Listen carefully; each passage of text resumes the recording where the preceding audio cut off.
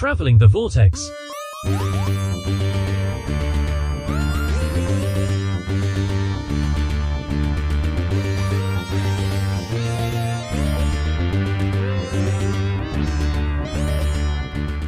We've joined the Doctor as he travels the Vortex and arrives at episode 581, where Chronons work in mysterious ways. I'm Keith. I'm Sean. I'm Glenn. How's everybody doing? How's everyone feeling? Oh, physically I'm feeling good. Mentally it's been a bit of a drain recently, but... Well, you're back to feeling better physically. That's a good sign. I am feeling better physically. Not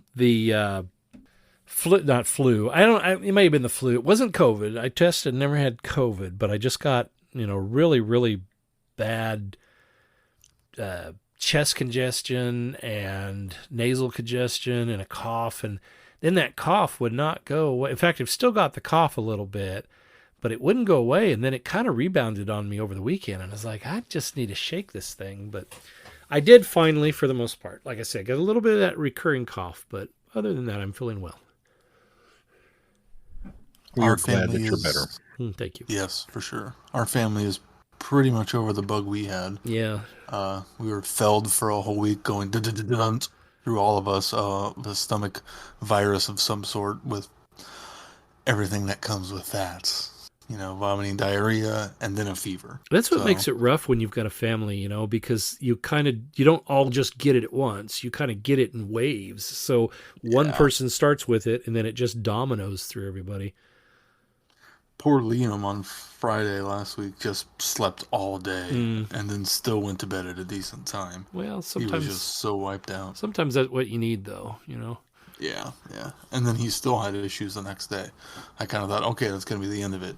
No, unfortunately not. Yeah, that's too bad. But I think we're all over it now. Oh, good.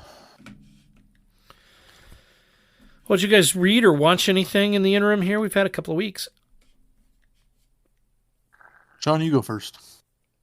Well, I am working my way still through Dresden number 4 and enjoying it as much as I have the others. The audiobooks are just so much fun. It's James Marsters. Is that his name? Cyclops? No, not Marsters then. Marsden is Cyclops. Yeah, no, it is Marsters. Oh, Marsters. Oh, yeah, Marsters. Spike. Yes. He apparently is the official voice of the Dresden books. He does all of the audio stuff. And he's great. He really kind of imbues him with just this, he does all the voices of the characters and just, he's having a grand time with it. It's a lot of fun to listen to. So I'm enjoying that. I was telling Glenn earlier that Mel and I are down to 4 of the Best Picture nominees left to watch.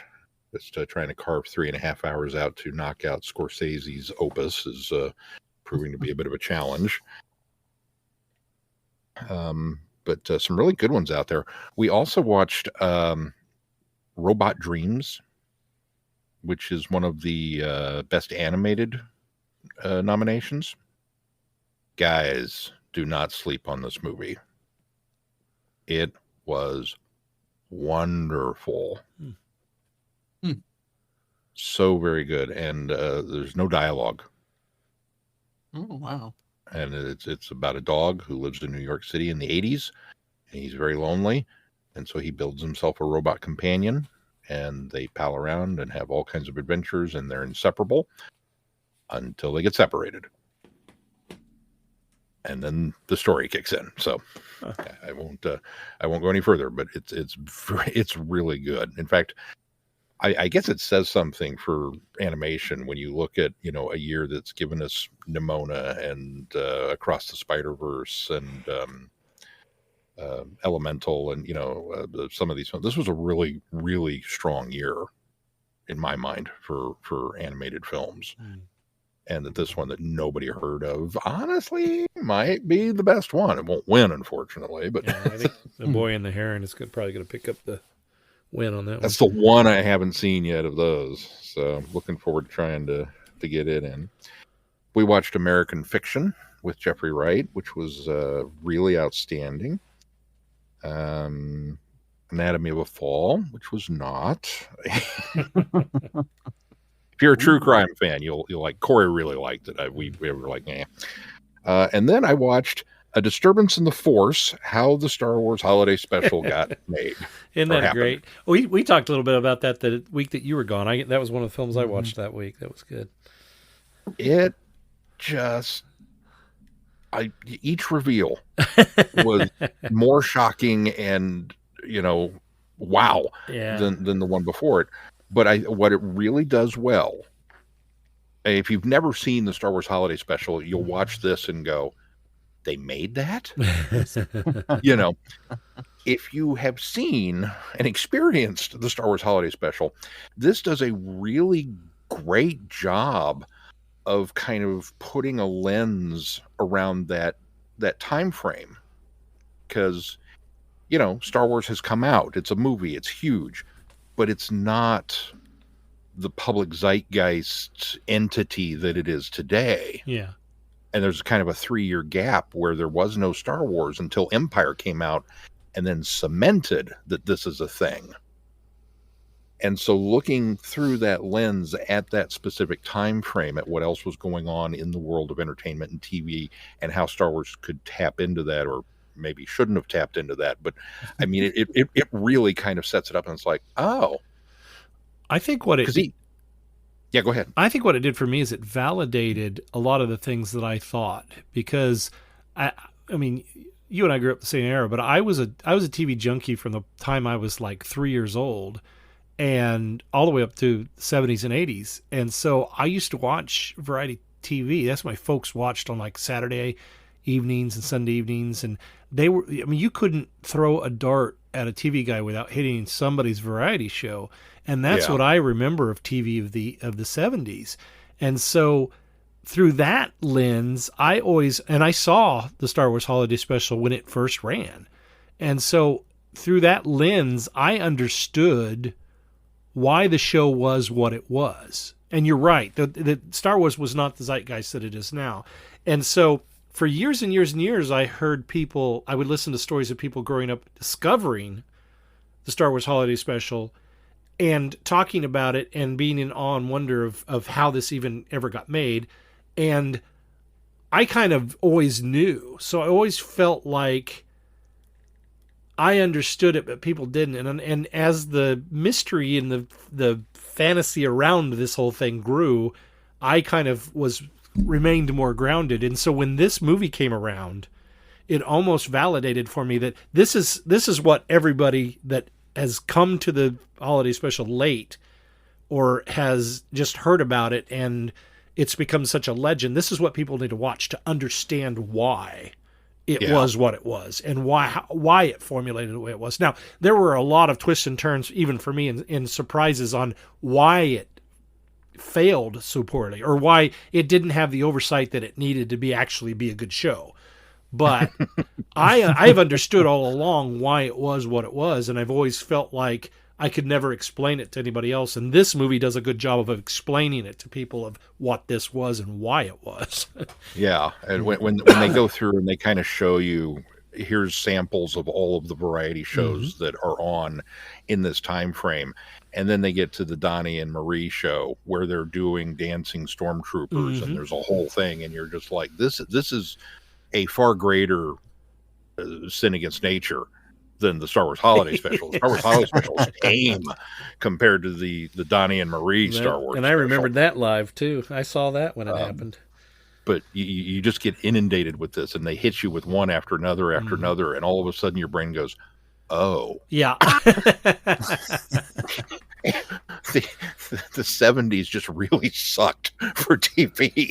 That's kind of what it was. But it didn't. That's the thing and that's the thing that I don't think people understand is if you didn't experience it, like I say, that was the thing. If you weren't one of those people that experienced it, then the 70s sucked when you look back at it, but it didn't, because that's what everybody liked. That's what everybody was doing, and that's what everybody wanted. And I remember enjoying those shows as a kid. I look back on them and I see how corny they are compared to the examples we're holding them to today. But yeah, the 70s didn't suck. It's just you had to be there. Yeah. And I was one of those fortunate kids that's that was exactly. there. I was one of those fortunate kids that was there. I always laugh whenever I see something that's, purportedly set in the 80s. And it's all day glow and, this, that, and the other thing. And it's like, oh, that's nice. And then I go back and look at photos from the 80s, and I just kind of have forgotten how brown everything is. Well, we had wood paneling. We had ashtrays at McDonald's. We had, everything was brown. Well, I think the problem that this runs into, and this could be a whole other podcast, but I think the thing that runs into is there's a bit of a bleed over. The late 70s into the early to mid 80s were kind of the same aesthetic. And we didn't hit the day glow and the big hair and the things like that until way late into the 80s. But for some reason, when we reminisce about the 80s, we fixate on the end of the decade rather than the whole decade as a whole. And you're right, because when we look back at the things we remember and experienced in the 80s, it is that coming of age era when we were young. And you look at that and you go, oh, yeah, everything was brown. Everything was shades of orange and brown. And, yeah, like you said, brown paneling, brown carpet, Brad's shag carpet, And that was carpet. A lot of that was holdovers from the 70s, though. A lot of that started in the late 70s in the disco era and then, blended into the 80s. So, no, you're absolutely right. There's a bit of a fantasy when it comes to the nostalgia of the 80s, I believe. Yeah. Keith, you got to watch this documentary. Yeah, I'll have to. I'd like to get somebody's opinion that didn't grow up in that area and that has experienced it kind of from a distance, because you've seen the holiday special, right? Yeah, it's been a while, but but you've experienced it. But having being disconnected and just enough because you're about 10 years younger than us, I think that would be interesting to hear from your perspective. I'll try to get it on my docket. Anything else? Not on my end. What'd you do, Glenn? I did get a few movies in. Sean, I did sort of lie. I did watch Oppenheimer. I got that one in. That was one of the Oscar. Good. What'd you think? I liked it. It was really good and very, very well done. I think there were a lot of liberties taken with the story, but I think the intense dramatic telling of it and the way they did it, it really suited it really well. And then I watched... Do tell. Robin and I went to see Madam Web on Valentine's Day. And my only review for that is Sony should throw in the towel. That thing's a mess. The thing that I appreciated most about it was the concept and the idea were very cool and clever.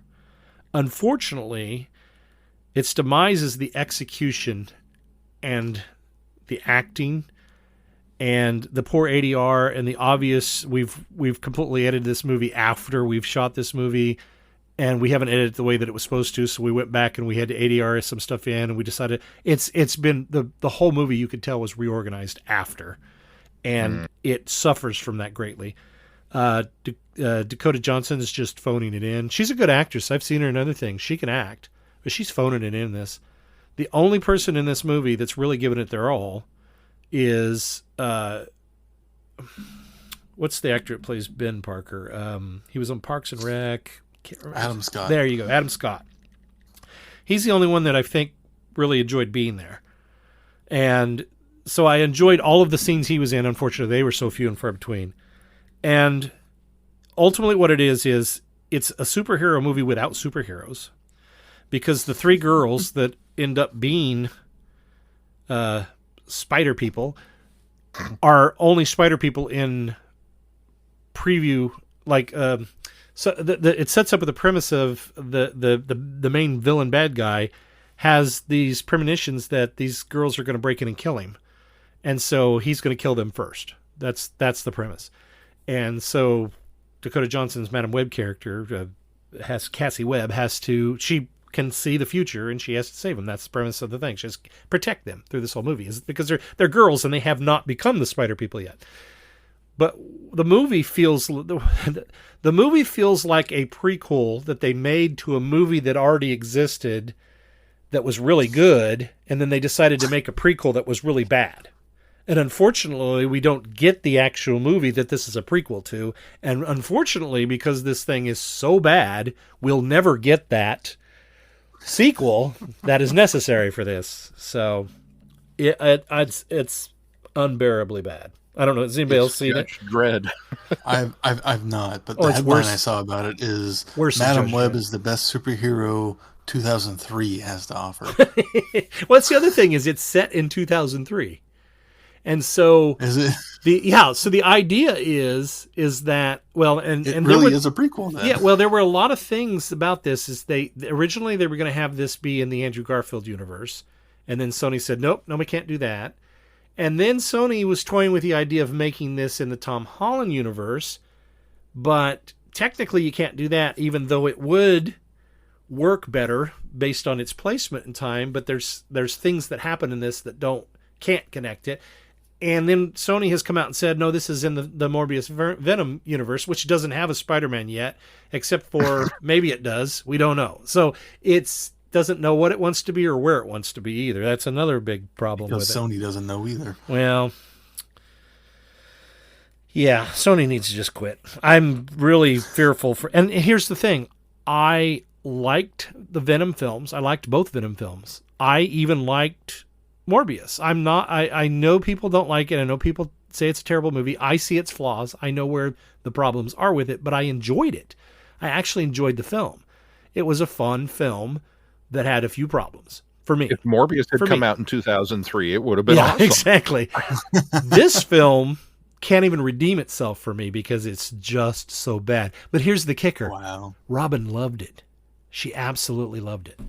Really? Yeah, but she also, her favorite Spider-Man film is The Amazing Spider-Man 2, so go figure. Really? Yeah, go figure. Did you drop her on her head a lot? Maybe.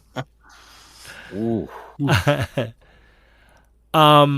Yeah, so, and then the other thing I watched was, decided I wanted to go back and watch some of the Carry On movies. And of course we watched Carry On Sergeant, which is the first one.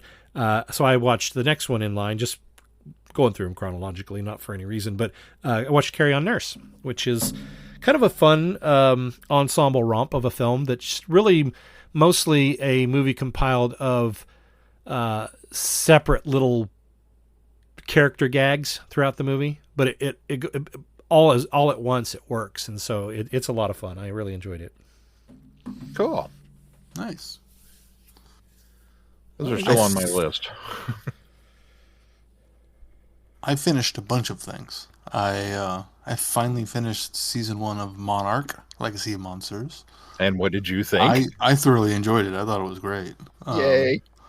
It kind of veers away and distracts itself from being a Godzilla show for a while, but I was okay to let it do its thing and just kind of go along for the ride, because it's not like the Monsterverse makes a lot of sense anyways. I think Considering it tries to retcon the Hollow Earth theory that's expounded everywhere Well, else I think- in the I think that's what I liked, is that I think it neatly kind of tied that together a little kind better. of fixes everything. Yeah, exactly. It meshes. I still haven't watched Godzilla versus King Kong yet, but it seemed like it kind of saw, well, King of the Monsters kind of made a mess. Let's clean it up a little Yeah, bit. Dude, yeah. how have you not watched the best one of the bunch? I was gonna, and then Glenn told me, well, you don't have to see that first. So then I was like, all right, I'll go into Monarch. Right. Well, you I don't, didn't because want to it's get too far Well, behind. no, Yeah. you don't have You to, really but don't. you just should, because it's a good Well, movie. after I told you that, though, I got to the episode that was about the computer geek gal, and realized that some of that was tying forward to King of Okay. Monsters and Godzilla versus Kong. That, So, but it also but tied forward to itself. so yeah, it was exactly. fine. Right. That's Yeah. just it. And so I was a little, after I saw that episode, I was like, oh, maybe I should have had Keith watch the other one, the film first. But then, as you said, it kind of tied forward to itself anyway. Then I was like, okay, no, it was still okay. We didn't need to. Now, let me ask you this, because Sean and I came to this very late. So it's been so long since I watched it, but Bill Randa. Bill Randa. Yeah, who plays John Goodman in Kong Skull Island. Okay. Jumped on that right away. Answered my Actually, question. no, I did. Okay. I didn't. I was doing some research into, they had revealed the Hollow Earth stuff. I was like, well, doesn't this kind of contradict Godzilla King of the Monsters? So I went online and kind of went and looked, is this contradicting itself? And saw, well, Bill Rando and blah, blah, blah, blah, blah, and saw it connect the dots for me. And then in the final episode, when they showed that clip of them watching, of his son. Oh, okay. So you came to it grandson about the watching same time I did then. Yeah. I think we all should have known that, but I didn't also freshen myself up on Godzilla. That's just it. Kong Skull Island. Yeah, so here's the kicker of that thing, though, is I had just watched that a few weeks before I had started watching this, and they started off with Bill Randa throwing and it's actually John Goodman at that point. And so I had no idea. They kept calling the other guy Bill Randa, but it never connected that they were the same guy, that it was just a younger version of him. It is a bit of a stretch to see him turn into John Goodman. That's true, because the actors, the young guy did a really good job, but I don't necessarily buy that he becomes John Goodman. Well, yeah, it's not like Wyatt Russell, who looks a lot like his dad and is playing a younger version of him. And I with that, I really liked how they kind of tiptoed around of, I should be 90 years old, and teased that throughout, and then paid off on it later in the season. That was really well done. Yeah. That was so clever. Yeah. Now, I think honestly, the jury was out for me for a long while on Wyatt Russell, because when he shows up in Falcon and Winter Soldier, I'm not a fan. Now, admittedly, he's playing an unlikable character, so you're not supposed to like him. But I just wasn't a fan of him in general. It was just like, nah, I don't like this guy. And then suddenly he kind of exploded, and he was in everything that I watched. And he would show up, and it's like, oh, it's that Russell kid. I don't like him. But he kind of would win me over. And we watched a Black Mirror episode that he's in that was really pretty good, and we watched something else, and then he shows up in this. And this is the perfect vehicle. Yeah, yeah. For the type of characters he plays, yeah. Yeah, but I think tied to that is, can we get the two of them together in everything from now on? Because this was younger and older versions. Yeah, cool to see that. It was so well done. Yeah. And honestly, in the first half of the season, the history stuff with him was more interesting than what was going on current day. Oh, absolutely. Yeah. Good stuff. I enjoyed that all the way to the end, and I'm so looking forward to the next season. Yeah, I really hope they do. I don't know if they've officially announced it. I saw that Apple hasn't officially greenlit it, but the showrunner was hinting around that it sounds like it's going to happen. So nice. Yeah, I'm glad you liked it. Yeah, it was good. I really enjoyed it. Now go watch Godzilla vs. Kong. It's on my list. I'm gonna go do that on short order. Especially since the new one's coming out. Not that I'll go see it in the theater. Yeah, Godzilla loves Kong. Yes. Although my Gen Zers have assured me that the X doesn't always mean shipping. So. Oh, I get it. Yeah, it's so in some context, it's when you're shipping two characters, it's so and so X so and so.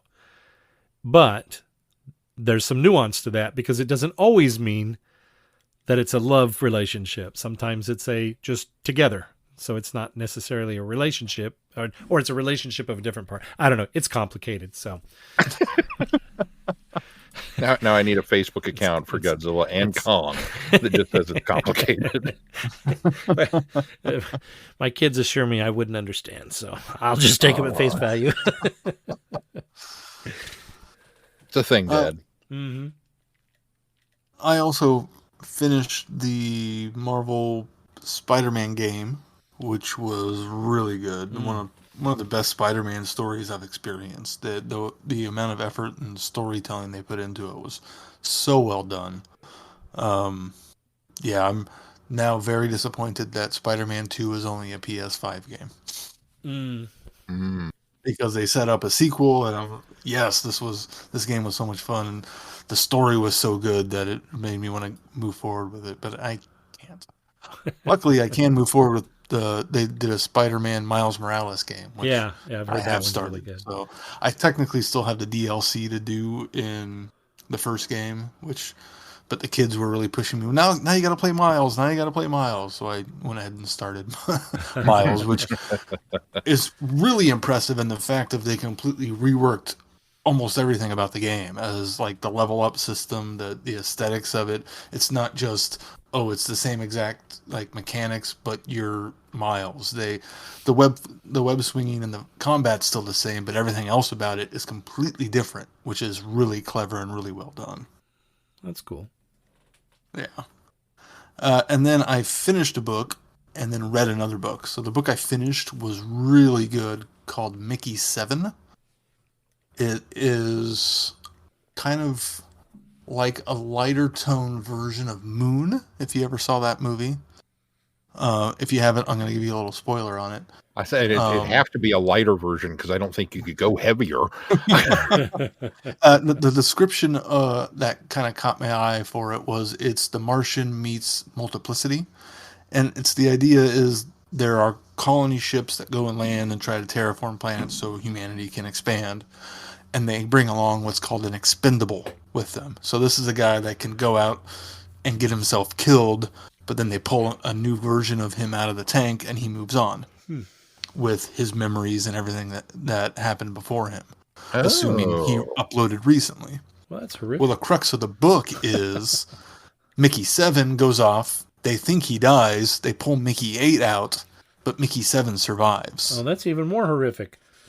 So they've got multiples running around, which is a big no-no, and they're trying to hide it while they're dealing with a whole, a planet that's trying to kill them. So, but the tone of it isn't like, oppressive. It has that Martian tone to it, which is why they compare it to The Martian. So I'm gonna ask a spoilery question that I'm not honestly sure I want the answer to. Okay. How long after the initial discovery of the problem does it take before somebody, the solution is, well, let's just kill Mickey 7 and get it over with? Almost instant. It's a conversation between the two of them. Which of us is going down the quote unquote corpse hole? The corpse hole. Because it's an isolated environment, so they reuse literally everything. So they can take the bodies, reuse them, reconstitute them, and use them as food or other, his next body. So it's all about recycling. So they call what they put everything into the corpse hole. Oh, that's awesome. Yeah. My only nitpick with it was the ending was a little anticlimactic. However, he did write a follow-up, which I'm currently reading. So I'm kind of holding out judgment to see if that anticlimactic ending is kind of resolved in the second book. That's why you quickly started another book. Yeah, I was itching to start the other book, but one I've been waiting for became available for me, so I took a break in between the two of them. A lot of that going around lately. Yeah, I had familiar. because it became available several times, and I had to push it off, because Libby allows you to do that. Because I was literally in the middle of another book. And this time it finally kind of lined up, and I was able to do it. And this one, they need to adapt this into a movie as soon as possible. It's called Starter Villain. And it's about this guy who inherits a supervillain company from his uncle. So his uncle passes away and he discovers he's the heir to a giant supervillain company complete with a volcano layer. And I don't want to go into too much more detail into it other than that, because there's a lot of really good twists and turns and a lot of surprises all the way through it that is great, plus a whole lot of humor. This is the movie that Argyle probably should have been, and I've not even seen Argyle. Because it's a spy thriller that's hilarious at the same time, and just takes the concept of supervillainy and kind of puts it on its head. It's so good. It's really, really good. We are going on a journey, a very long journey, through the world of the Target novelizations in publication order. Every week, we are looking at a new book, talking about Terrence Dicks, Malcolm Hulke, and all our Doctor Who novelization friends. Whatever you do, keep turning the pages. This is Jason Miller of the Doctor Who Literature Podcast, a member of the Direction Point Podcast Network, and you are listening to Traveling the Vortex, a Direction Point podcast. You are invited on an adventure across all of time and space, in a completely random order. It's the Police Box in the Junkyard podcast. Jump in the TARDIS with your hosts, Eric Gulbranson, Asad Kheshki, and Matthew Kressel. Explore Doctor Who TV stories, audio adventures, and books, both novels and non-fiction. The Police Box in the Junkyard podcast. It's the entire Whoniverse on shuffle. The Police Box in the Junkyard podcast is a member of the Direction Point Network and is available about once a month wherever you find your podcasts. You are listening to Traveling the Vortex.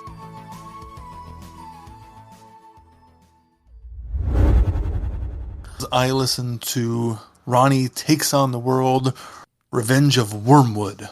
And that's going to be my something new 2-minute review. So this box set follows shortly off the heels of the last box set, but this time it also nicely brings in Tommy Knights to join Ronnie and Clyde in their adventures. The first one brings in who? It's the actor Tommy. I know. I blanked on his name. Luke? The character's name, Luke. Yeah, sorry. I'd say our listeners are like, Tommy Knight. I don't remember Tommy Knight. Who's Tommy Knight? Yeah, sorry, Luke. The first adventure is a really cool kind of continuation of Ronnie with her podcast investigating stories, and she's got this listener that tells her that she's pretty sure there's a time traveler working in her post office, and so she goes and investigates, and Luke, who's now working for UNIT, kind of interviews, and it becomes this really great story, and it turns out to be a time traveler, but not in the way you think, and it's a celebrity time traveler, but it kind of doesn't go the direction you think it is going to. So it's a really, really well done, really good modern Sarah Jane story. The second one goes into somehow Ronnie and Clyde wind up 3 years in the future, and there is this app that's kind of taken over everybody and made everyone docile, and then they have to investigate. So it's kind of one of those otherworld Sarah Jane stories that on the surface I think it would have made a better Doctor Who story, just because it's Ronnie and Clyde, and it's what's going to happen in this story doesn't really matter, because they're eventually going to go backward and fix it so it never comes to pass this way. That being said, the ideas and the concept behind it is very good. The last story kind of brings everything to a head and ties everything together, which is set up of who is truly behind the time traveling and the future, the business, which, no surprise, is Wormwood and the Bane trying to come back. And it's a really cool story of her utilizing people's regrets to try to get herself out of the vortex. And it's got a really, really great moment between Ronnie and Clyde that almost takes you where you want to go, but doesn't get you there fully, and then teases it so that they can revisit kind of their chemistry in the future. So overall, it's a very good box set and a great continuation to the Ronnie stories that they've been doing.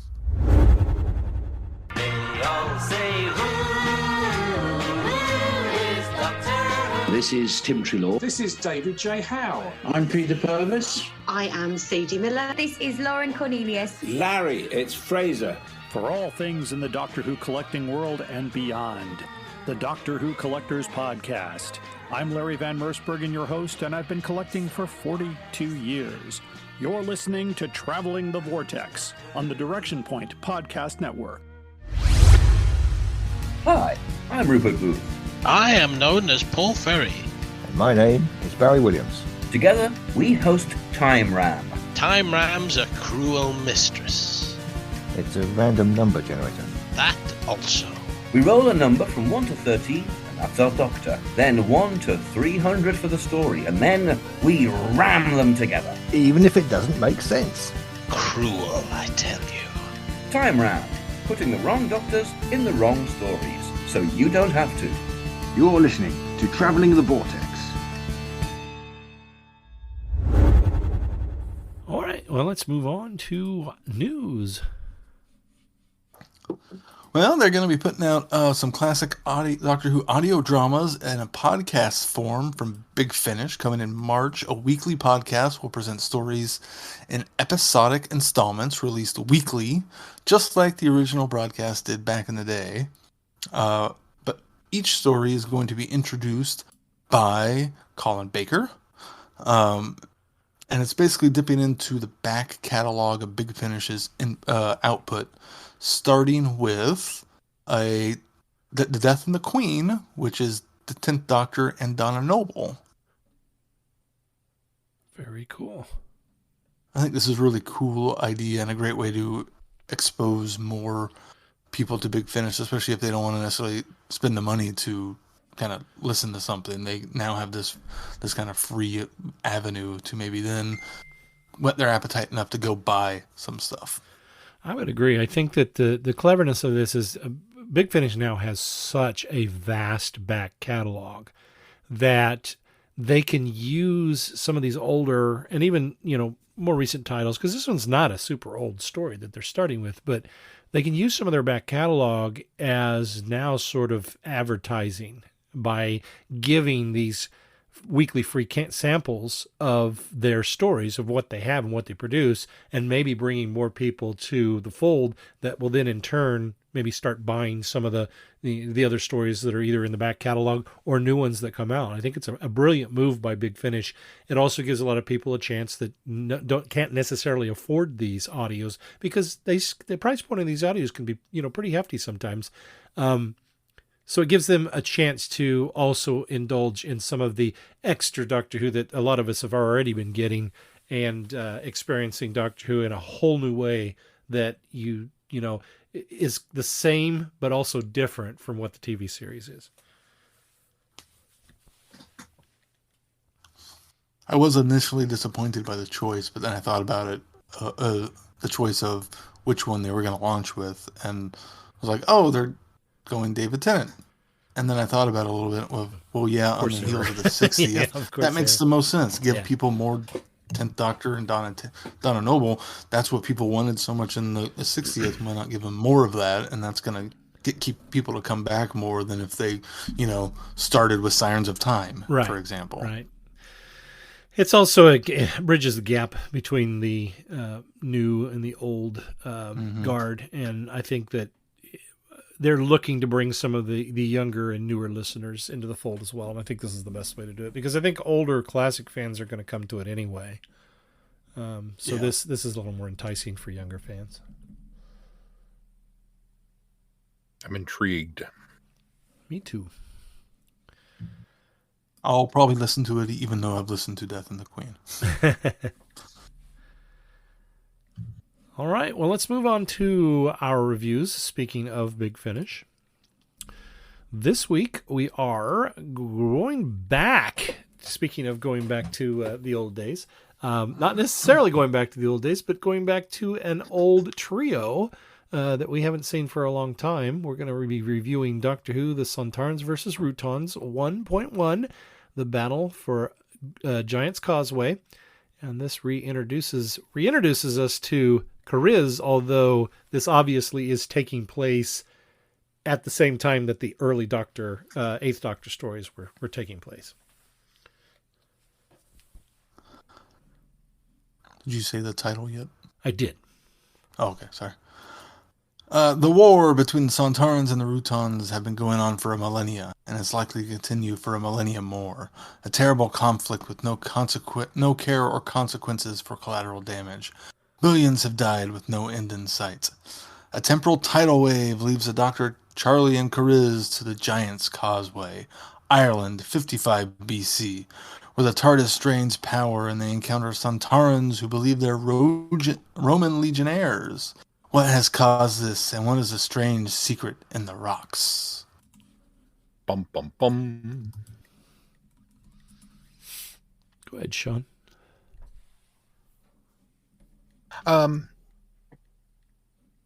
I liked this. I wasn't. It's a fine starting point for a box set, and it's wonderful to hear the Team TARDIS, back together. I wasn't overly wowed by it.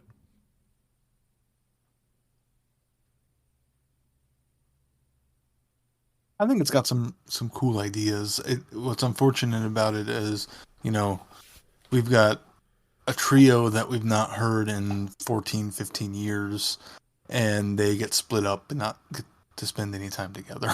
Yeah, that's true. Unfortunately. I think that was one of the problems that I had with it. Yeah. What were some of your other problems, Sean?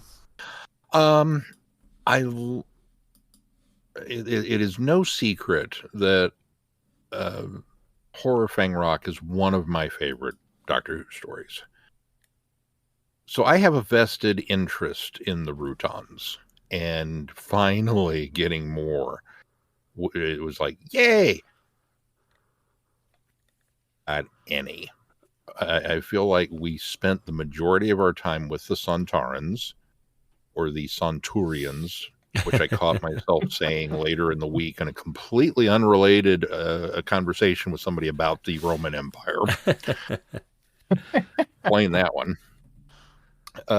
Which, admittedly, okay, the Sontarans are funny, and we're having a laugh at their expense, and oh look, they're having this grand feast which they don't digest, and one's in a bathtub and one's riding a horse, and yes, more of this is great.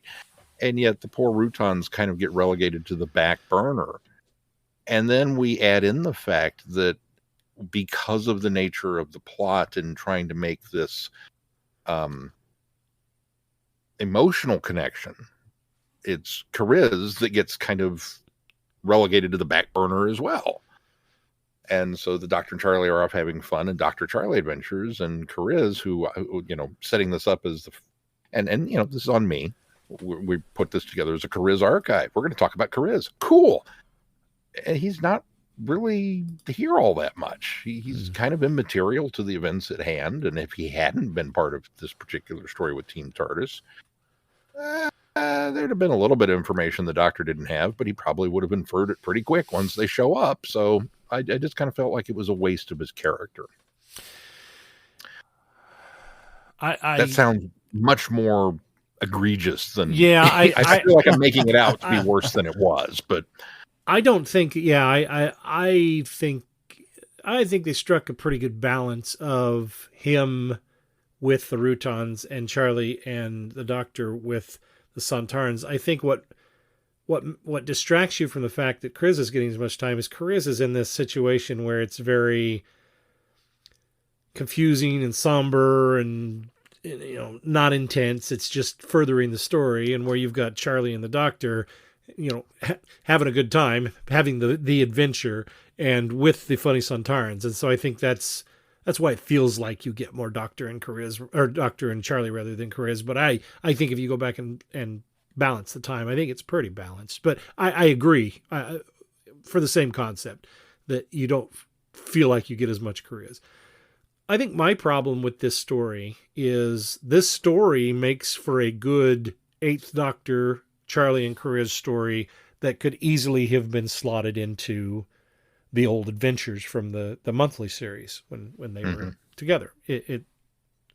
And had this been released 20 years ago, 15 years ago, when they were doing those stories, I would have loved this story.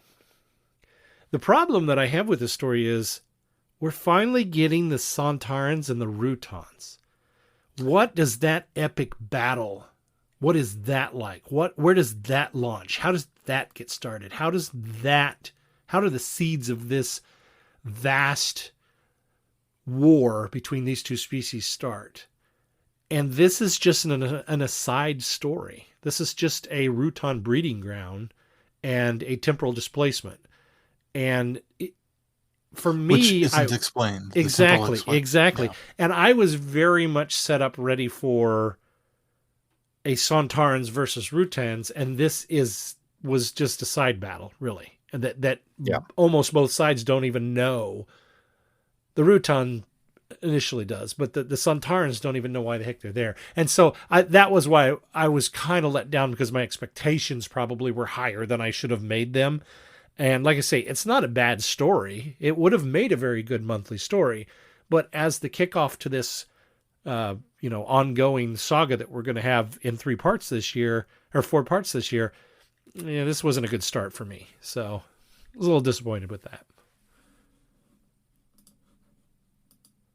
Yeah, I agree. Now I don't harbor any illusions. I never honestly thought we're going to get the origins of the conflict. I never did either. That's too lofty of an aspiration, because it was kind of a throwaway idea and a tossed line when the Rutans said it, and so it's been this kind of mythical thing, and maybe eventually someday they'll go there. Maybe later in this box set they'll go there. I could be very wrong.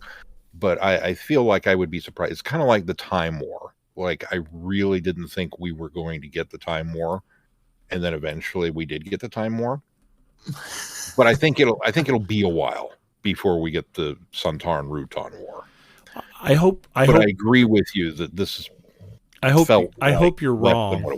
I hope you're wrong, because the reason why my expectations were high is because when this box set was announced by Big Finish, that's sort of what they said this was going to be. We've always heard about this grand battle between the Sontarans and Rutans, and now we're going to explore that.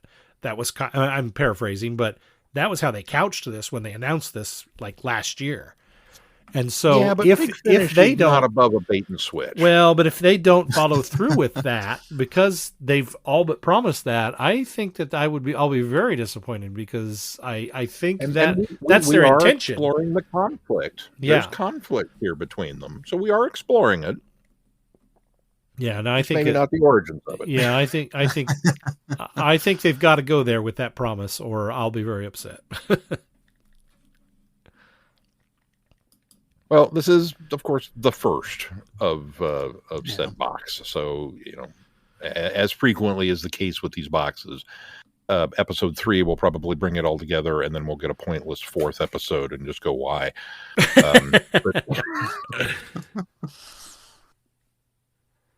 Maybe I'm being a little pessimistic there.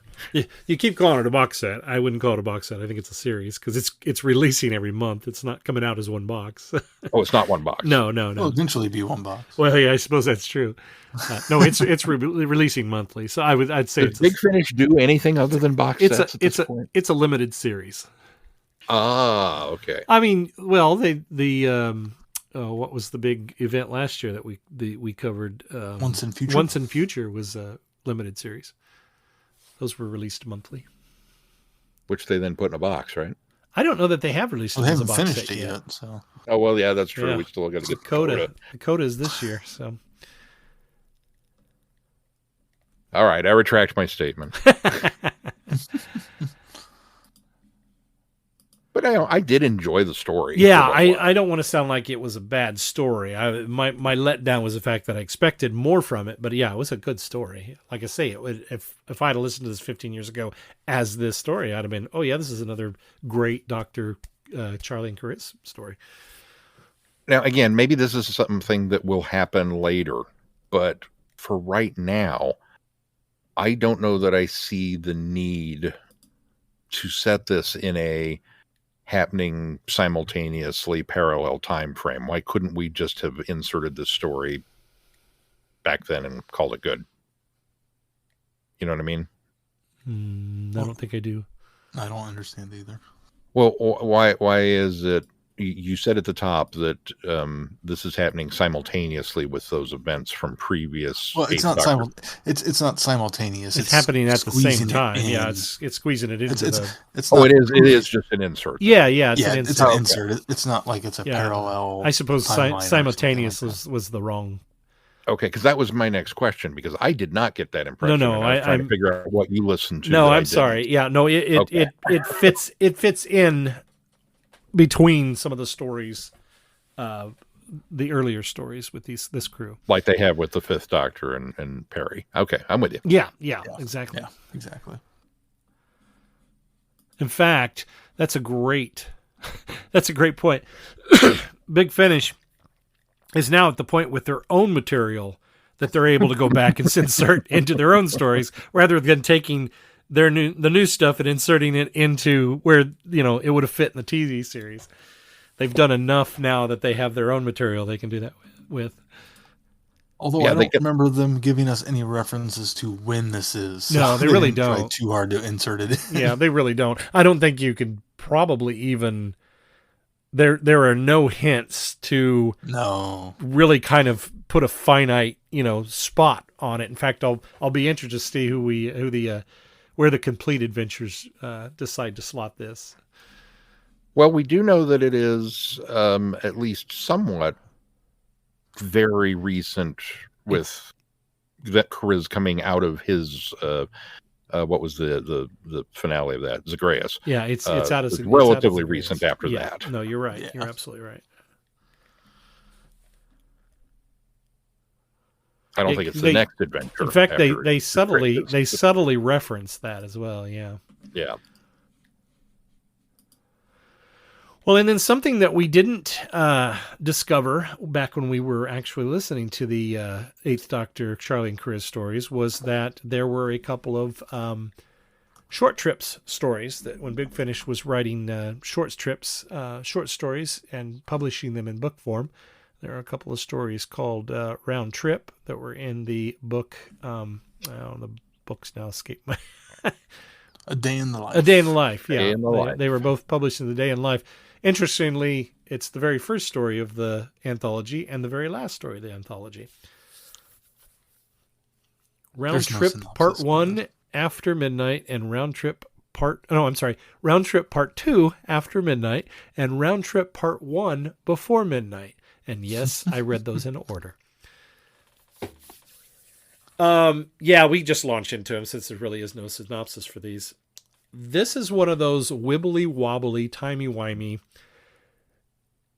concepts that I think conceptually works in somebody's head, but maybe all of the pieces don't quite fall in place in execution. I think it's very well written from a story standpoint, but as far as the parts of the puzzle fitting together nicely, I think that's where it sort of falls down. It's clever that we start the story in part 2, and in fact, I quite enjoyed part 2 because while you were having to kind of discover what was happening here, it really sort of was quite linear, and so it does make sense as you invest yourself in the story and you find out that our heroes are actually inhabiting the bodies of these Earth security guards, and the bad guys inheriting the body of a burglar and breaking in to steal this thing. And eventually our heroes sort of taking control of the situation and resolving it to a point, but at the end, they leave it vague enough that you're not quite sure what has happened. And so you're excited to move on to the next story, which is part 1 Before Midnight, because you think you're going to get answers. And while you do, the story is so loosely convoluted that I struggled to follow along and figure out where things were, and often had to go back and reread whole passages to make sure I understood how things fit together, especially when they passed the spacesuited trio that they started feeling sick around. When they sort of reveal that how that crossed over with them and that actually happened to have been them, I had to go back and reread that in order to see if I had sort of missed clues that the author was laying there. And unfortunately, I don't feel like I missed any clues. I just think it was one of those clever thing. It's something that somebody thought they were being clever with, but maybe they ended up being a little too clever with it. And so I just found myself very, I don't want to say confused, because I think I understood what was happening, but a lot of times it just seemed very convoluted on how things were working out and supposedly advancing the story so that, it worked with its previous part. Yeah, part 2, After Midnight, was, I thought, a nice self-contained story that I felt satisfied by the end of it. I didn't need more. They defeated the bad guy. They were able to kind of thwart him from stealing this MacGuffin that would give him superpowers and travel through time. Perfect. And even they went about it in a different way, and that was and even locking him in the vague time loop still even really kind of was resolved enough. Well, yeah, and it's a nice self-contained little piece that you don't need much more than that to it, and then the other part expounds on it, but unfortunately relies on the crutch of, well, the Doctor does something very clever and gets them all out of it. Yeah. And solves this problem without really ever diving into what the problem is, or B, how he gets them out of it. Instead, it tries to be clever in tying into what was set up in the first story, as opposed to telling its own story and doing a good job of that. Yeah, you're right. You guys have really nailed this one on the head. The first one was okay, and it was relatively contained. It wasn't really elaborated on, but it didn't necessarily need to be elaborated on. The first part, which you read last, winds up being all the elaboration. And then once you get it, you find out that no, you really didn't need it, because all of it wound up being kind of immaterial. Yeah, that's true. It almost felt like we wrote this story, and then we went back and pulled parts of it out and left it kind of vague and confusing, and then just put all those parts together in the second story to show, aha, look what we've done here. That's a good point. And so when I started reading it, and we kind of get dropped in the middle, and it's vague and confusing, but it's done on purpose. And I had to stop and go back and make sure that I was reading the right thing first. Because you start with part 2, and that just seems weird. But part 2 is at the beginning of the book. It's like, okay, this is done on purpose. So immediately I'm on guard, because I have figured out the surprise. Maybe if we had read the whole book, this would have come across differently. But when you pull these 2 stories out and go, we're going to read part 2 and then read part 1, there's a little part of my brain that goes, aha. So I'm already on guard for the what a twist, and you don't really get it in the first, or well, in the second part. It's not really there. It's not until later when you get back to the first part and they kind of sort of show you how everything happened, and then you're left going, oh, but I don't really care. And like you, Glenn, there were many segments that, the confusion that, did I miss something? And I kind of had gotten to the point where it was like, yeah, I'm sure I missed something. I don't care to go back and look for it. I'm just going to rely on the fact that you kind of sort of know what you're doing. I hesitate to say this, but honestly, this reminded me of fan fiction. And to a certain extent, that's kind of what Big Finish does. They have a much higher production value on it. but they're bringing in former Doctor Who authors and showrunners and things, and getting stories from them, and Virgin is kind of the same way. What story would you like to tell? And then they get it. This one, though, almost felt like, yeah, I guess I could knock something out over the weekend if you really needed some. We can bookend it, and yeah, okay, we'll do. It was all right. Mm-hmm. And technically, part 2 isn't part 2; it's part 1.5. Yeah, yeah, that's good. Yeah. Yeah, and then there's that. You can really tell that the 2 stories were written by different people, and I think had it been written by the same person, we would have different feelings about it. They were both Andy Russell. No, not according to this. This TARDIS wiki says part 1 was written by Rebecca Levine. They must have it wrong, because I'm actually looking at the book itself, and it says book claims is both. Yeah, the book Russell. says Round Trip Part 2 After Midnight, Andy Russell. Round Trip Part 1 Before Midnight, Andy Russell. Now, unless they know more, and he put his name on both, or they put his name on both, and it actually ended up being somebody else, but maybe she ghost wrote it. That's what I'm wondering. Maybe that came out later, but the wiki doesn't say that, though, does it? Because I think if that was the case, I think if that was the case, the wiki probably would have expounded on that. But you're right; they do only credit him for the first one.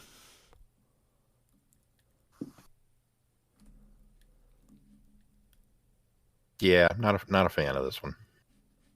And I think even more unfortunately, on our end, is it's kind of difficult to do a Chariz archive with.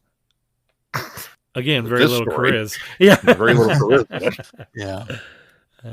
Well, and to be fair, we're reaching, because there's not a lot of Chariz outside of those original stories that we listen to. So it's Chariz in name only. Chariz in spirit. Yeah, I agree. I think After Midnight, I enjoyed as a story. It's not a great story, but I enjoyed it, and I think I see what you mean, Sean. It really feels like sort of fan fiction. But this one maybe not so much as the second one, and it's almost like the second one was written to justify things or explain things that happened in the first one, but were sort of unnecessary. And I think when I decided that, this is part 2, we're going to go learn about how they got to here. At that point, I was already thinking, I don't really care how they got to here, because what they did here was enough, and it sort of resolved itself. And so by going back, now it does try to get clever enough that it makes and it invents a story that is maybe trying to be a little more interesting than how we got here. But unfortunately, because they try to do that so hard, that I think is what makes it very confusing and convoluted. Yeah. Hello, fellow time travelers, and welcome to the Doctor Who Target Book Club podcast, the only podcast to discuss, in story order, all the Doctor Who novelizations. My name is Tony Whitt, and every 2 weeks or so, I'm joined by a 2 to 3 person discussion panel, including our so-called expert who's been a Who fan since 1979. That would be me. We also get the views of intermediate, casual, and novice fans who either have never seen the show or who have never read these books until these podcasts, including Dalton Hughes and Alison Fitz-Seyfried. You can find us on iTunes, Stitcher, Spotify, or wherever you find good podcasts, or even ones like ours. You're listening to Traveling the Vortex, a Direction Point podcast.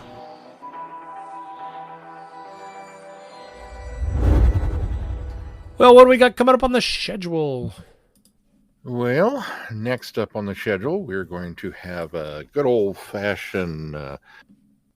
I've completely lost the name for what you would call that. Panel discussion? Panel discussion. A palaver. Sure, we'll palaver, there you go. We're dreamcasting the Doctor and Companion. Who do you want as your ultimate, this is the guy or gal that should play this role? And I'm very curious to see what suggestions my cohorts have come up with. So kind of step away from reviews and just BS a little bit next week. And then we do get back into some reviews with Sontarans versus Rutans 1.2, The Children of the Future, and hopefully some more Chariz. Nope. Nope. Nope. Whole nother era. This will be the Third Doctor and Sarah Jane. Oh, well, okay. I live with the Third Doctor and Sarah Jane. That's all right by me. We're You live jumping with them? around through the whole box set. You live with them? That's cool. I can live with them. Absolutely. Absolutely, I can. And then a return to Lethbridge Stewart Land with The Laughing Gnome, Lucy Wilson and the Bleedo Cadets by Tim Gramble. And then an adversary archive, something else we haven't done in a long while, on the Axis. We'll do the Feast of Axos and the Golden Ones. So look for that coming soon. Yay, looking forward to that. You can find us on our website, travelingthevortex.com. If you get any value out of this podcast, why not consider putting some value back? Well, I can't talk. And if you get any value out of this podcast, why not consider putting some value back into it? You can do that by clicking on our Patreon link on the website. You can support us there, become a patron of this podcast, and unlock other audios and specials from us. Also, please consider giving us a 5-star review wherever you subscribe to this podcast. Anything else we need to talk about before we close this episode? If not, until next time, I'm Glenn. I'm Sean. I'm Keith. Cheers. Good night, everybody. Be seeing you. Thanks for listening. You have been listening to Traveling the Vortex. Doctor Who and all of its associated programs are owned and trademarked by the BBC. No infringement is intended or implied. Direction point! Direction point! A Doctor Who podcast network.